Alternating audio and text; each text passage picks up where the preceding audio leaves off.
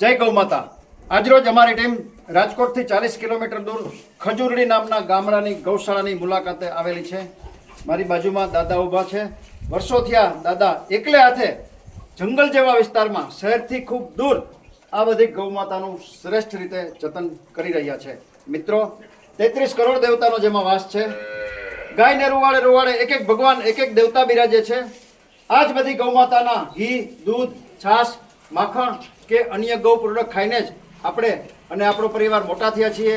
એવું કહેવાય છે કે ઈશ્વરે માત્ર ને માત્ર મનુષ્ય જાતિની સેવા માટે જ આ બધી ગૌ માતાને આપણી ધરતી ઉપર મોકલી છે। આવી આ વિશ્વની માતા, કામધેનુ સમાન ગૌ માતા આજે ઠેર ઠેર બેહાલ પરિસ્થિતિમાં પોતાના દુઃખ ભર્યા દિવસો વિતાવી રહી છે।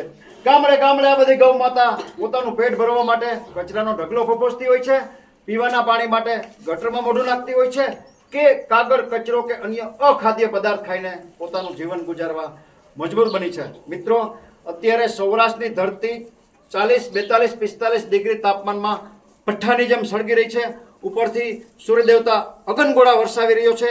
આવા સંજોગોમાં આ ગૌશાળામાં અત્યારે પાણીનો બોર છે, એની મુશ્કેલી છે। બોરમાં બિલકુલ પાણી ખલાસ થઈ ગયું છે। ગૌ માતાને પાણી પીવાની ખૂબ જ મુશ્કેલી છે।